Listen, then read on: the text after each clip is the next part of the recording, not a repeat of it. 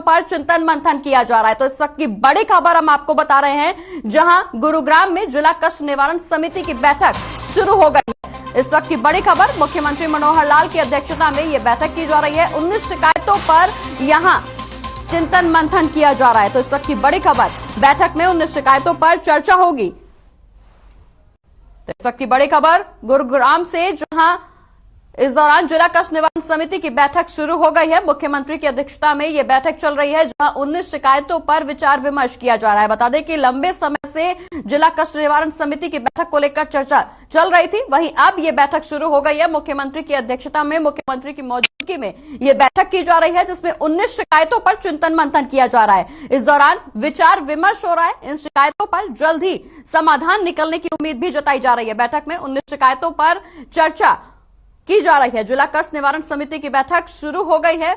मुख्यमंत्री मनोहर लाल की अध्यक्षता में यह बैठक चल रही है। बैठक में कुल 19 शिकायतों पर चर्चा की जा रही है। और इसी खबर पर ज्यादा जानकारी के लिए हमारे संवाददाता प्रवीण शर्मा हमारे साथ गुरुग्राम से लाइव जुड़ गए। गुरुग्राम से प्रवीण, लगातार बैठक की चर्चा की जा रही थी। 19 शिकायतों पर इस बैठक में चर्चा होनी है। मुख्यमंत्री के साथ साथ और भी तमाम लोग जिला कष्ट निवारण समिति की बैठक में शामिल हैं। क्या क्या मुद्दे इस दौरान शिकायतों को लेकर रखे गए हैं और क्या कुछ समाधान इनका निकलने की उम्मीद जताई जा रही है? जी बिल्कुल, देखिए गुरुग्राम में ये कष्ट निवारण समिति की बैठक हो रही है और इसकी अध्यक्षता स्वयं मुख्यमंत्री कर रहे हैं। और आपको बता दें कि 19 शिकायतें इस बैठक में रखी जाएंगी, जिनका आज समाधान किया जाएगा, जिसमें खासतौर पे जो प्राइवेट कॉलोनी उनकी बिजली काटने का जो मुद्दा है वो विशेष तौर पर हावी रहेगा। क्योंकि एक शिकायत आई है कि जो बिल्डर है वो मेंटेनेंस के नाम पर पैसा वसूलता है, लेकिन बिजली का बिल वो नहीं भरता, जिसके चलते विद्युत निगम जो है उस इलाके की बिजली काट दी गई थी पहले, और जिसके बाद वहां के नागरिकों ने अपना पैसा इकट्ठा कर वहां जमा कर उस बिजली को दोबारा से चालू कराया था। तो ये एक अहम मुद्दा रहने वाला है। इसके अलावा जो अवैध कॉलोनियों का मुद्दा है वो भी इस बैठक में खासतौर पर रहेगा, क्योंकि गुरुग्राम में जिस तरह से अवैध कॉलोनियां काटी जा रही हैं उनको लेकर भी एक शिकायत दर्ज कराई गई है। वो भी एक मुख्य मुद्दा यहाँ रहने वाला है। इसके अलावा मैं आपको बता दूं कि जो पीछे बरसात में जल भराव की स्थिति हुई थी, उसके चलते धनकोट गांव में काफी फसल खराब हो गई थी। और हर बार ऐसा ही होता है, क्योंकि जो सड़क है उसके आसपास के जो खेत लगते हैं वो लो लाइंग एरिया में आते हैं और वहां से जल निकासी प्रॉपर नहीं हो पाती। तो इस बात को लेकर भी आज मंथन किया जाएगा कि वहां से जल निकासी कैसे हो, ताकि वहां गांव के लोगों की फसलें खराब ना हो पाएं। इसके अलावा गुरुग्राम में नगर निगम और अन्य विभागों से संबंधित कई शिकायतें हैं, जिनका समाधान आज मुख्यमंत्री इस बैठक में करेंगे। और आपको बता दूं कि इसमें 5 शिकायतें पिछले ग्रीवेंस कमेटी में जो पेंडिंग रह गई थी वो हैं, और बाकी सभी शिकायतें नई हैं, जिनका समाधान आज मुख्यमंत्री करेंगे। बिल्कुल प्रवीण, 19 शिकायतों को इस दौरान बैठक में शामिल किया गया है, जिस पर विशेष तौर पर चर्चा की जा रही, चिंतन मंथन किया जा रहा है। क्या लगता है आने वाले समय में जो 19 शिकायतें काफी लंबे समय से लंबित पड़ी थी, जिनको पूरा करने की, जिनके समाधान की मांग की जा रही थी, इनका समाधान अब आज इस बैठक के बाद संभव हो पाएगा? जी बिल्कुल, देखिए मैं आपको बता दूं कि मुख्यमंत्री जब भी ग्रीवेंस कमेटी की बैठक लेते हैं तो कोशिश ये होती है कि सभी शिकायतों का समाधान मौके पर ही कर दिया जाए। कुछ शिकायतें जरूर पेंडिंग रहती है। जैसे हम बात करें अगर पिछली ग्रीवेंस की मीटिंग की, तो वहां पे 5 शिकायतें पेंडिंग रह गई थी, जिनको भी आज इस मीटिंग में रख लिया गया है, और उम्मीद की जा रही है कि उनका भी समाधान आज ही हो जाएगा।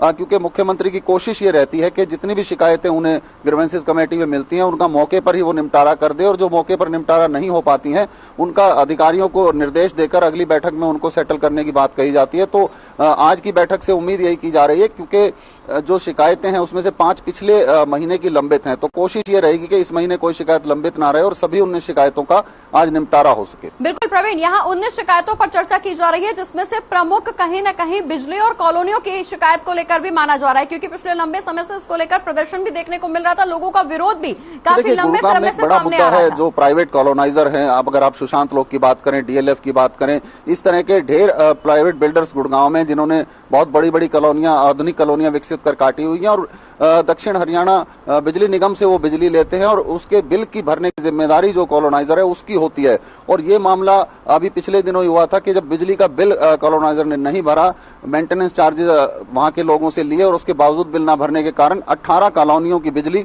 दक्षिण हरियाणा विद्युत निगम ने काट दी, जिसके चलते वहां लोगों को काफी दिनों तक परेशानी का सामना करना पड़ा। और उसके बाद वहां के जो RWA हैं उन्होंने पैसा इकट्ठा कर उस बिल को जमा करा, अपनी बिजली दोबारा चालू कराई। तो ये शिकायत एक अहम रहने वाली है कि बिल्डर पर सरकार की ओर से क्या सख्ती की जाती है इसके लिए और आगे के लिए उन्हें क्या निर्देश दिए जाते हैं, क्योंकि इतनी सुविधा युक्त और इतनी महंगी कॉलोनियों में रहने के बाद अगर वहां के वासी बिजली से वंचित है तो ये कहीं ना कहीं बिल्डर और जो कॉलोनाइजर है उसके खिलाफ मामला बनता है। बिल्कुल प्रवीण, बिल्डर के खिलाफ कहीं ना कहीं मामला तेज होता हुआ नजर आ रहा है। यहाँ लोगों ने आरोप भी लगाए हैं, वहीं कहीं कुछ आरोप ये भी लगे हैं कि बिजली नहीं दी जा रही है, लेकिन बावजूद उसके जितनी उनको बिजली दी जा रही है उससे ज्यादा बिल लोगों के हाथ में थमाया जा रहा है। जी देखिए, ऐसा अक्सर होता है कि कुछ कॉलोनियों में जो बिजली विभाग है वो बिना उसके बिजली दे देता है, बिल पहुंचा देता है बिना बिजली के।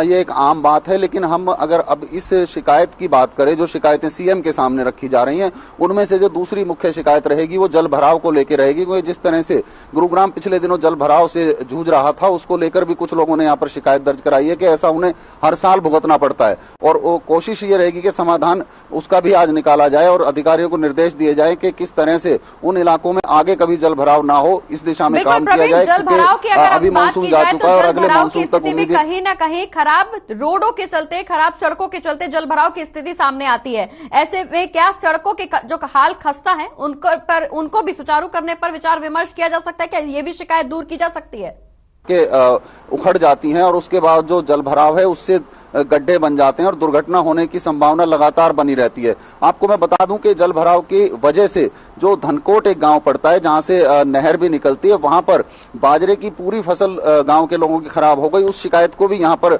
मुख्यमंत्री के सामने ग्रीवेंसेस के पटल पर रखा जाएगा और उसका भी हल निकालने की बात की जाएगी। हालांकि सरकार की ओर से जो खराब फसल है उसकी गिरदावरी कराने के आदेश पहले से ही जारी कर दिए गए हैं, लेकिन उसके बावजूद इस शिकायत पर गौर किया जाएगा और कोशिश की जाएगी कि उस इलाके में आगे से जल भराव ना हो, ताकि किसानों को अपनी फसल खराब होने का अंदेशा खत्म हो जाए और वो आराम से अपनी फसल को बेच सके। क्योंकि जिस तरह से इस बार फसलें खराब हुई है वो कहीं ना कहीं किसान की आर्थिक स्थिति को प्रभावित करती नजर आती है। हालांकि सरकार की ओर से मुआवजा देने की बात की गई है, लेकिन जो मुआवजा है वो अभी इतना नहीं है कि जो लोग अपना फसल से पैसा उठाते हैं। बिल्कुल प्रवीण जी, लगातार लोगों की शिकायतों पर विचार विमर्श किया जा रहा है। ऐसे में स्वास्थ्य विभाग को भी कहीं से पीछे नहीं रखा जा सकता, क्योंकि बढ़ते प्रदूषण की वजह से कहीं न कहीं बीमारियों का खतरा भी लगातार बढ़ता जा रहा है। लोगों की मरीजों की संख्या लगातार अस्पतालों में बढ़ती हुई नजर आ रही है। क्या इस मुद्दे पर भी कोई विचार विमर्श हुआ जा सकता है, कोई अहम फैसला लिया जा सकता है? जी बिल्कुल, देखिए प्रदूषण को लेकर मुख्यमंत्री पहले भी कह चुके हैं कि बढ़ता प्रदूषण जो है कहीं ना कहीं घातक है और उसको लेकर पिछली जो मुख्यमंत्री की मीटिंग थी उस पर उन्होंने साफ दिशा निर्देश भी जारी किए थे कि प्रदूषण को घटाने के लिए जो भी कारगर उपाय हैं वो अधिकारी करे और कहीं ना कहीं किए भी जा रहे हैं, जिसका नतीजा भी अभी देखने को सामने आ रहा है। जिस तरह सुप्रीम कोर्ट ने भी संज्ञान लिया था और उसके बाद निर्देश जारी किए थे, एनजीटी ने भी इस पर संज्ञान लिया था, तो कहीं ना कहीं कुछ पोल्यूशन का स्तर घटा जरूर है, लेकिन इतना नहीं है कि आम आदमी के लिए नुकसानदायक ना हो। पोल्यूशन का स्तर घटा है लेकिन उतना नहीं घटा। हालांकि अभी अगर हम बात करें तो जो AQI लेवल है वो 300 तक पहुंचा है, जो पिछले दिनों 450 को पार कर गया था। लेकिन एक स्वस्थ हवा इसे अब भी नहीं कहा जा सकता, क्योंकि एक स्वस्थ हवा का जो लेवल है वो 50 AQI है, जो कि अभी कम होता नजर नहीं आता है। बिल्कुल प्रवीण, हालांकि AQI लेवल फिलहाल थोड़ा कम जरूर हुआ है, लेकिन संतोषजनक अभी भी नहीं पहुंचा है। प्रदूषण को अभी भी हम नकार नहीं सकते। ऐसे में लोगों को सुरक्षा व्यवस्था बनाए रखने की भी जरूरत है, लोगों को भी कहीं न कहीं जागरूक होने की जरूरत है। लेकिन अगर हम बात स्वास्थ्य विभाग की करें तो अस्पतालों में मरीजों की संख्या एक बार फिर से बढ़ने लगी है। ऐसे में जितना सजग सरकार को होना चाहिए, स्वास्थ्य विभाग को भी उतना ही सजगता से काम करने की जरूरत है। इसको लेकर सरकार अपनी तरफ से क्या कुछ पहल करेगी? जी देखिए, मुख्यमंत्री ने बैठक में साफ कहा था कि जो भी जरूरी उपाय डेंगू और जो प्रदूषण है इससे निपटने के लिए किए जा सकते हैं वो किए जाए। और आज भी जो निगम के अधिकारी, जो पॉल्यूशन बोर्ड के अधिकारी और जो प्रशासन के आला अधिकारी हैं वो इस मीटिंग में मौजूद हैं और उम्मीद ये की जा रही है कि कहीं ना कहीं सीएम इस पर भी उनसे बातचीत कर सकते हैं और उन्हें कुछ और हिदायतें दे सकते हैं कि किस तरह से इन बीमारियों से और प्रदूषण से निपटा जाए। साथ ही जो डेंगू है, डेंगू जिस तरह से पैर पसार रहा है उसको लेकर स्वास्थ्य विभाग बिल्कुल एहतियात बरत रहा है और जो हॉस्पिटल है उसमें बेड्स की संख्या बढ़ा दी गई है। घर घर जाके सर्वे किया जा रहा है, फॉगिंग का काम यहां पर जारी है। इसके अलावा जो लार्वा चेक करने की जो प्रक्रिया है उसको भी तेज कर दिया गया है, ताकि डेंगू के मच्छर को खत्म किया जा सके और डेंगू के इस डंक से आम जनता को निजात दिलाई जा सके। बिल्कुल, डेंगू के डंक से आम जनता को निजात दिलाने की भरपूर कोशिश यहां प्रवीण लगातार की जा रही है। अब देखना ये होगा कि जनता को कितनी जल्दी इस पूरे मामले से निजात मिल सकता है, क्योंकि जिला कष्ट निवारण समिति की बैठक चल रही है। कुल 19 शिकायतों पर चर्चा की जा रही है। अब देखना ये होगा कि बैठक के बाद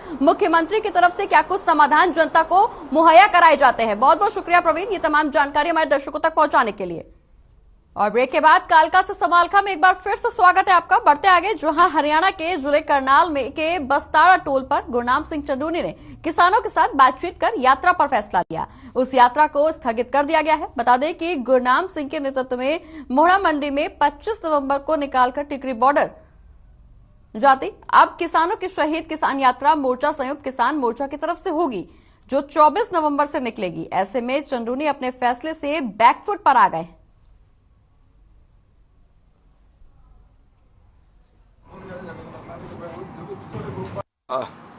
हमने 25 तारीख की यात्रा रखी थी और संयुक्त मोर्चा में जो है ये फैसला हुआ था कि सभी लोग अपनी अपनी जगह से यात्रा निकालें। तो हमने भी उसका 25 तारीख का अनाउंस कर दिया था कि 25 को हम मोड़ा मंडी से निकालें। तो उसके बाद जो है एक और ग्रुप ने ये कह दिया कि हम 24 से निकालेंगे। तो वास्तविकता ये थी कि थोड़ा सा जो मोर्चे वाले हैं मेरे को अलग थलग सा करना चाहते हैं और उसमें लोगों के अंदर इस तरह की भावना चली गई कि ये आपस में लड़ रहे हैं, इनकी आपस की लड़ाई है।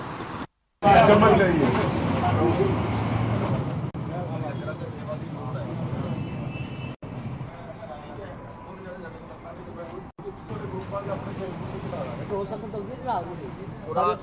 24 तारीख को मोड़ा अनाज मंडी से निकलेगी और उसमें और अगली खबर धर्मनगरी कुरुक्षेत्र से है, जहां पर सिखों के पहले गुरु श्री गुरु नानक देव जी के प्रकाश पर्व को मनाने के लिए सिखों का जत्था रवाना हो चुका है।